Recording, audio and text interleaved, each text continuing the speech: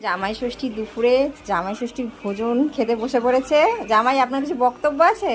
বক্তব্য এরকম ভাবে জিনিসপত্রের অপচয় আমার একদম পছন্দ না। তো কি কি মেনু আছে চলো তোমাদের দেখাই। আছে এখানে কাতলা মাছ ভাজা, পটল ভাজা, কুমড়ো ভাজা, আলু ভাজা, শাক ভাজা, আছে সাথে লেবু আর লঙ্কা। তারপর আছে স্যালাড, ইলিশ ভাপা, দই কাতলা, মাটন, চাটনি, পাঁপড়, মিষ্টি, আর আছে দই। জলটা দেখাও। আর সাথে আছে জল। আর কিংফিশারটা হ্যাঁ।